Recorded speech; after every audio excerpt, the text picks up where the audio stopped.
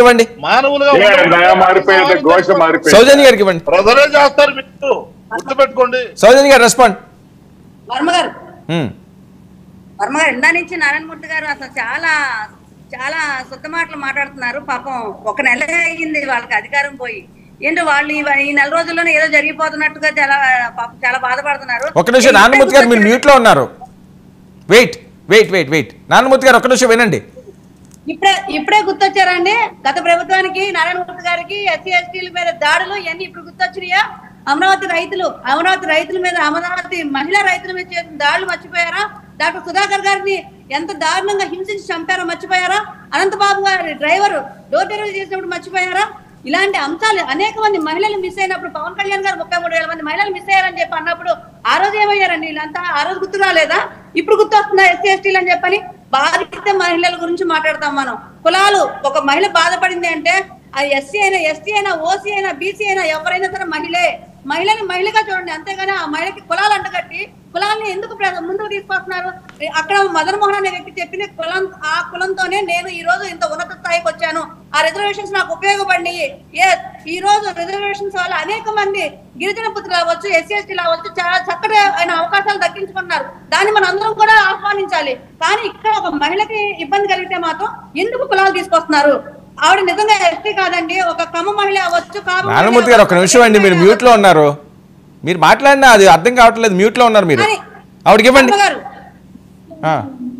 నేను కాదు అలాంటప్పుడు కులాలు దయచేసి ఇప్పుడు ఏదైనా అత్యాచారం జరిగినప్పుడు కూడా ఎస్సీ మహిళ అని చెప్పి అంటారు. అత్యాచారం కూడా ఎస్సీ మహిళ ఏంటండి? నా బాధ ఫస్ట్ నుంచి ఒకటే, మహిళలకి దయచేసి అన్యాయం జరిగిన మహిళలకి కులాలు అంటగట్టద్దు.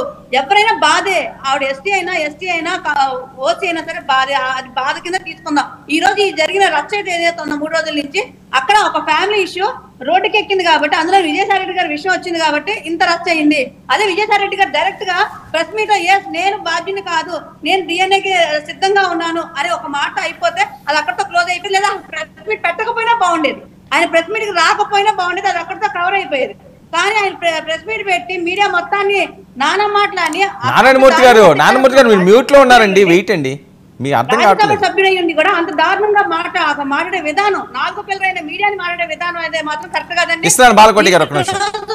ఆ మీడియా మీద మాట్లాడే విధానం జనసేన పార్టీ తరఫున పూర్తిగా ఖండిస్తున్నాం. అలాగే బాధిత మహిళకి న్యాయం జరగాలని చెప్పని కోరుకున్నాం. అలానే బాలపేట గారు మాత్రం దీన్ని ఒక ఇనిషియేటివ్ గా తీసుకొని ఆయన కూడా కొంచెం దగ్గరుండి దీన్ని ఇంకా ప్రొలాంగ్ కాకుండా, ఇంకా ఈ మీడియాలో ఎక్కువ ఇదవ్వకుండా దగ్గరుండి బాధ్యత తీసుకొని ఆయన ఒక పెద్ద మనిషి తత్వంగా వ్యవహరించి ఈ సమస్యను పరిష్కరించాల్సిందిగా కోరుతున్నామండి. ఎందుకంటే దీంట్లో ఎవరికి ఏమీ వచ్చేది లేదు. ఇది అనుకోకుండా బయటకు వచ్చింది. తన భర్త ఒక ఆవేదన తను తెలుపుకున్నాడు. ఆ భర్త అడిగింది చేయగలిగితే, లేదంటే ఏదో ఒకటి తేలిస్తే క్లోజ్ అయిపోయేది. కానీ ఇది ఆ చిలువల పొలాలు అయ్యి అటు ఇటు వెళ్ళి మొత్తానికి చాలా పెద్ద ఇష్యూ అయింది కాబట్టి పెద్ద మనసుతో చేసుకొని భార్యాభర్తలు ఇద్దరిని కూర్చోబెట్టి ఇది ఒక మ్యూచువల్ అండర్స్టాండింగ్ మీద ఏదో ఒకటి తేల్చి దీన్ని ఇక్కడ కట్ చేస్తే బాగుంటుందని చెప్పని మేము కోరుతున్నాం. బాలకోటి గారు. వర్మ గారు, మనం కొన్ని విషయాలు కొన్ని విషయాలు మాట్లాడాలంటే సమాజం పట్ల ఒక అవగాహన ఉండాలి. ఇప్పుడు మహిళనే మాట్లాడాలి తప్ప కులమని వర్ణించకూడదు, కులమని మాట్లాడకూడదు అని చెప్పేసి అని అంటున్నారు. మరి ఎస్సీ ఎస్టీ అట్రాసిటీ యాక్ట్ ఎందుకు వచ్చింది? రాజ్యాంగంలో దళితులకి ఎస్సీలకి ఎస్టీలకి రిజర్వేషన్లు ఎందుకు వచ్చినాయి? ఇప్పుడు సమాజ స్వరూపాన్ని అర్థం చేసుకోవాలి. ఆంధ్రప్రదేశ్లో కూడా గత 5 ఏళ్ల పరిపాలన కానీ గతంలో కానీ దళితులు ఎందుకు చనిపోయారు, గిరిజనులు ఎందుకు చనిపోయారు? ఆ చనిపోయిన డ్రైవర్ సుబ్రహ్మణ్యం ఎస్సీనే, రమాకాంత్ బాయ్ ఎస్టీనే. ఆంధ్రప్రదేశ్లో కూడా మరో సామాజిక వర్గములు చనిపోలా. దాష్టీకాలు జరిగినాయి. వైసీపీ ప్రభుత్వం కూడా దాడులు చేసింది, అరెస్ట్ చేసింది, కానీ హత్యలు చేయలా. నేను ఈ గడ్డ మీదే పుట్టాను, 1000 ఏళ్ల క్రితం ఈ గడ్డ మీదే పుట్టాను, ఈ గడ్డ మీదే మరణించాను. పునరపి జననం పునరపి మరణం. నాకు కర్మ సిద్ధాంతం తెలియదు కానీ మళ్ళీ పుట్టిన చోటే చంపబడుతున్నాను. 1969 కంచికిచెర్ల కోటేసి దగ్గర నుంచి ఈ రోజు మనం మాట్లాడుతున్న డాక్టర్ సుధాకర్ వరకు చనిపోయింది క్రింది కులాలే. ఎందుకంటే వీళ్ళకి రాజకీయ అధికారం లేదు, వీళ్ళకి చట్టం అండగా ఉండదు కాబట్టి రాజ్యాంగం రక్షణగా ఉంది, చట్టాలు వచ్చినాయి, హక్కులు వచ్చినాయి. కాబట్టి ఆ అధికారిని దళిత మహిళ కాబట్టే, ఎస్టీ మహిళ కాబట్టే ఈ వివక్షత. లేకపోతే ఏదో వార్త రాసి పంపిస్తారు తప్ప చాలా ఛానళ్ళు ఉన్నాయి. అన్ని వార్తలే చూపించినాయి. ఈ విధంగా ఎపిసోడ్లుగా కూర్చోబెట్టుకొని రచ్చ చెయ్యరా. ఇక్కడ విజయసాయి రెడ్డి అంశం నేను మాట్లాడటంలా.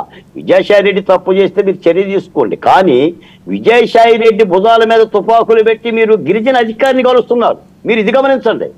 వీళ్ళు ఏమనుకుంటున్నారంటే ఈమె భుజాల మీద తుపాకులు పెట్టి విజయసాయి రెడ్డిని కాలుస్తున్నాం అనుకుంటున్నారు, కానీ నిజానికి ఒక మహిళను కాలుస్తున్నారు. నా దళిత సోదరుని గిరిజన సోదరుని కాలుస్తున్నారు. కాబట్టి ఇది గమనించాలి. పోతే దీన్ని నేను సాగదీయటం కూడా నాకు ఇష్టం లేదు. మేము పరిష్కరించడం కాదు, ప్రభుత్వమే సుమోటుగా తీసుకోవాలి. మహిళా కమిషన్ ఉంది, ఎస్సీ కమిషన్ ఉంది, ఈ రాష్ట్ర మంత్రిత్వ శాఖలు ఉన్నాయి, అందులో మహిళా మంత్రులు ఉన్నారు. వాళ్ళు బాధ్యత తీసుకోవాలి. ఈ సంఘటన పులి స్టాప్ పెట్టాలి. ఎందుకంటే ఈ న్యూసెన్స్ చేసింది న్యూసెన్స్ ఛానల్స్ కాబట్టి, బాధ్యత గల ఎవరో చేయరు. న్యూసెన్స్ ఛానల్ కాబట్టి దానికి పులి స్టాప్ ప్రభుత్వం తీసుకోవాలి. అది కనుక తీసుకోకపోతే ఏమైందంటే ఇది పెరిగి పెరిగి పెరిగి పెరిగి మెడకి ఉరితాడేది. ఎవరికైద్ది? ప్రభుత్వానికి అవుతుంది. రాష్ట్రంలో ఏ సంఘటన జరిగినా దానికి నైతికంగా కానీ పరోక్షంగా కానీ ప్రత్యక్షంగా కానీ ప్రభుత్వాలే బాధ్యత పడాలి. ఇక్కడ నేను పార్టీల పేరు కూడా మాట్లాడటంలా, ప్రజలు ప్రభుత్వం. గతంలోనే కూడా నేను ఇదే మాట్లాడా. నేను ఏనాడు జగన్మోహన్ రెడ్డి గారిని ఏకవచనంతో కూడా పిలవాల. ప్రభుత్వం ప్రజలు, అమరావతి అంటే ప్రజలది అని అన్నా, ఒక రాజకీయ పార్టీది కాదు అని అన్నా, విశాఖ ఉక్కు అంటే ఆంధ్రుల ఆత్మ గౌరవం అని అన్నా. కాబట్టి మేము దళిత బిడ్డలుగా ప్రాతినిధ్యం వహించే వాళ్ళుగా నా బిడ్డల గురించి మాట్లాడకపోతే ఇంకా నేను ఎవరి గురించి మాట్లాడగలను? ఈ ఉద్యమాలు దేనికి, ఈ పోరాటాలు దేనికి? చివరికి ఒక మాటే, ఈ రోజున రైతులు పంటలు పండించేటప్పుడు భూసార పరీక్షలు చేస్తారు. అంటే ఎర్ర రేగడి నేలలో, నల్ల రేగడి నేలలో, చౌడు భూములను బట్టి భూసార పరీక్షలు చేసి మామిడి వేయాలా, పత్తి వేయాలా, మిరప వేయాలా, పొగాకు వేయాలని నిర్ణయించుకుంటారు. అలాగనే రాష్ట్ర ప్రభుత్వం ఆంధ్రప్రదేశ్లో భూసార పరీక్షలు చేయాలి. అంటే రాష్ట్రంలో ఏ ఏ సామాజిక వర్గాలు ఉన్నాయి, ఏ ఏ కులాలు ఉన్నాయి, ఏ ఏ కులాలకి ఏ ఏ సంక్షేమ పథకాలు కావాలి, ఏమేమి ఆత్మగౌరవం కావాలి, ఏ ఏ సామాజిక న్యాయాలు కావాలని అంచనా వేసి సామాజిక న్యాయ పంటల పరిపాలన పంటలు పండించాలి. అది పండిస్తే ఈ కూటమి ప్రభుత్వానికి తిరుగుండదు. దాన్ని సుపరిపాలన అంటారు. దానికోసమే మేము ఆశించాం, దానికోసమే మేము ఆశపడ్డాం. అలాంటి పరిపాలన ఈ ఎన్డీఏ కూటమి నుంచి కూడా దక్కుతుందని ఆశపడుతున్నాం. ఓకే, నారాయణమూర్తి గారు.